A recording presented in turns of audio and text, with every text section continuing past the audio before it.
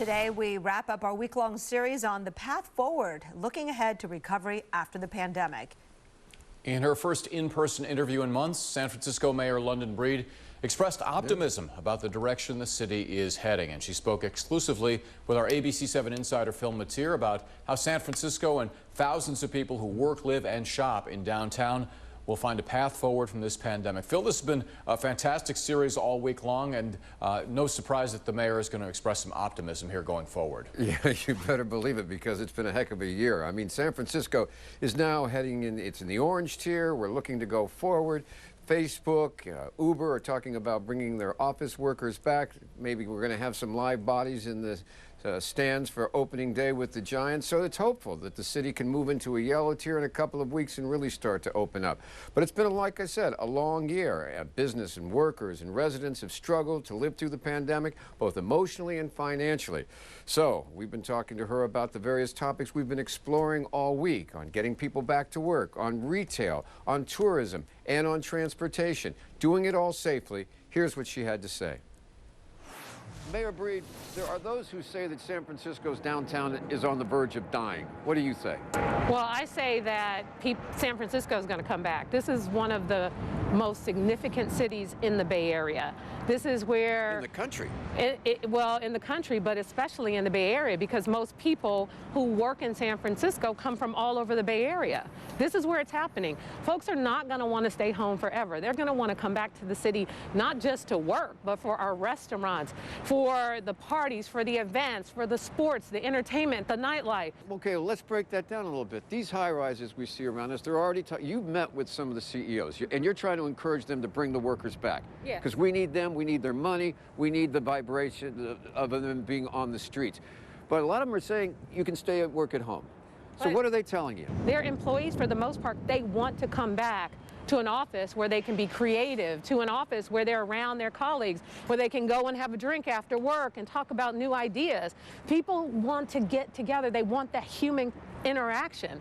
So I don't think this work from home thing is going to last long. Yes, people will do it more than they used to. Yes. And we could have half as many workers on any given day in and half staying at home. Yeah, you could, but I just don't see that as something. I mean, when you think about even some of these companies, they thrive on innovation. They thrive on being around other people to create.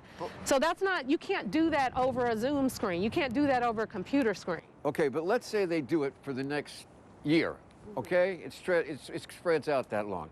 What do we do about the small businesses, you know, the small restaurants like Ladle and Leaf that are dishing up food for workers, or the tailor, or the dry cleaner, or all the people down in this area? Well, people are going to struggle. I mean, I think about even my own dry cleaner, who I haven't used as much this year, and other businesses, my shoe repair, and all these things that you used to... Yeah, some of those businesses, sadly, have already closed, and there are businesses that probably won't come back as a result of this pandemic. And what San Francisco has done specifically, not including what the state and what the feds have done, but we've invested close to $1 billion in supporting our businesses. We've not only delayed fees that they've had to pay city, we eliminated fees. So we're doing everything we can, but it's still going to be a struggle for someone who's not been able to open, for someone who doesn't have business in the first place. These are going to be filled again? I think we're looking at maybe the end of this year, maybe sometime next year, because it's a process, right? Right. And another thing is conventions and hotels, big industry in San Francisco and the Bay Area. Yeah. This is the hub of it. The state doesn't even have guidelines yet for how to reopen for conventions. Every other state has them. What are we gonna do? That's a giant business. Yeah, it's a giant business, but we also have to make sure that people feel comfortable coming here in large crowds. I mean, we haven't even started our nightlife and entertainment industry where people are able to gather together yet. So we want to proceed with caution. We want the conventions, we want the festivals, we want the events, but we have to see how the numbers go. We have to see how the vaccination... We could lose out to other states and other cities. I understand that, Phil, but we can lose lives too. So as we move forward, we are proceeding with caution. We don't want to do all this hard work and be this densest city almost in the country and save lives, and then all of a sudden go backwards because we're being irresponsible about moving too quickly. Speaking of moving, key component to bringing the city back is transit. Are people going to be willing to get on Muni, do you think? Are they going to get on BART in the numbers they are? Because they were sketchy about it before. And if they don't have to come to work and they say, no, I'm going to spend 2 days home or 3 days home because I don't like the...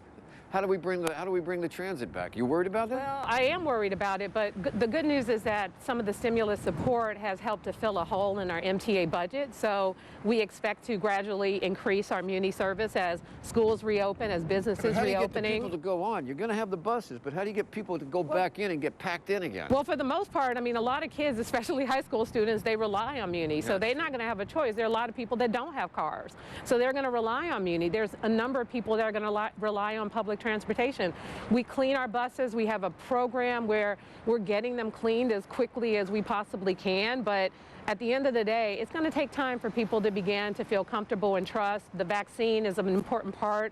One element I keep hearing from businesses and everybody else in hotels and everything is, okay, if we do come back, what can we do to change the street of San Francisco, to make them safer, to get the mentally ill off, you know, so that when people come back, they feel good about being here? Yeah, and I think part of our street crisis response team, it's a new team that we set up to deal with those who are mentally ill. People who are struggling, where we see, you've seen them out in the middle of the streets having a bit of a challenge. It includes someone from the fire department, a paramedic, a clinician, and a peer support.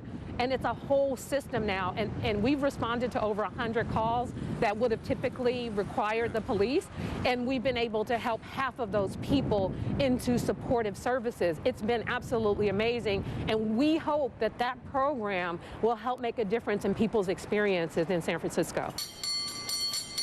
They're talking about the cable cars not coming back The cable cars are coming back. You sure about that? I Until on the when? record. The fall. The fall? Not to the fall? You know what? I'll see what I could do, Phil. So, personally, we're moving into Orange. You're going to get out. What are you looking for downtown? Oh, my goodness. I don't care. I'm looking forward to just walking down the street and seeing people. I'm looking forward to going to a Giants game, which I would never sit through a whole Giants game, but now I will. Now I will. I'm looking forward to going to a concert. I can't wait until, you know, our concerts start to come back. I want to see a play. I want to see anything of a live performance of any nature. That's what I'm looking forward to. You're looking for life to come back. Yes, definitely. I think that's something everyone is looking forward to, but it's going to take a little more time. But I have to say that for the first time when we did this series in over a year, people are actually starting to be optimistic that the back to normal, whatever that might be, is just down the line. I'll tell you what, London Breed is right. The baseball games are too long. But yes, they are. Kristen, they are 3 hours plus, too long. Anyway, Phil, back to the matter at hand. You talk to so many people, business, small business, big business, hotel operators, government officials. Some of whom were surprised it's going to take that long to bring the cable cars back. But give us your big picture view from all of these interviews you've done. The big picture is it's going to start small. We're seeing it already with Uber and Facebook saying, you know, between 10 and 20% of the staff come back in voluntarily. We still have a ways to go, a long ways to go on conventions and tourism. We have to get the guidelines on. We have to get the people coming back. But my overall picture on this, and this is the worrisome, is just when we get over the pandemic doesn't mean that San Francisco and the Bay Area is out of the woods.